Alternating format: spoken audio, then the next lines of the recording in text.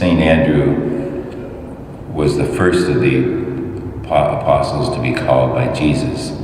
In another gospel, it says that he spent some time with Jesus, and then he immediately went to his brother Peter and said to Peter, "We found the Messiah." He knew immediately that Jesus was the Messiah. It's what we do during Christmas time. We prepare during the season of Advent to get to know and experience Christ in a deeper way, and so that we too can go forth and proclaim him to others. We're called to share our faith with others. The first reading reminds us that faith is built on hearing the Word of God, and the Word of God is heard through all of us Christians, not only preachers of the Word, but everyone who lives the Christian life is an example of Christ to others.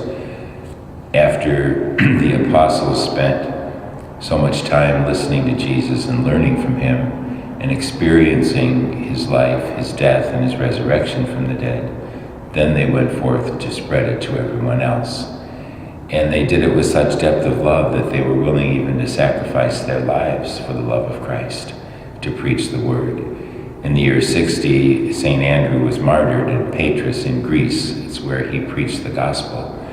And he was crucified on an X-shaped cross. We call that St. Andrew's cross. Did not want to die in the same exact manner as Jesus did on the cross. And yet he gave his life and shed his blood for the love of Christ. We're not asked at this point to shed our blood, but we're asked to live our lives in such a way that people come to know Jesus. And I think the Feast of the Apostles, we don't know any other biographical facts about Andrew, except that Christ called him. He followed Christ immediately. And after his experience with Christ, he shared what he knew with others.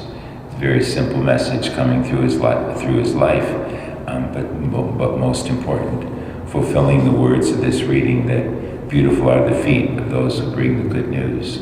St. Andrew certainly is beautiful for bringing the news of Christ, and our faith is built upon the apostles.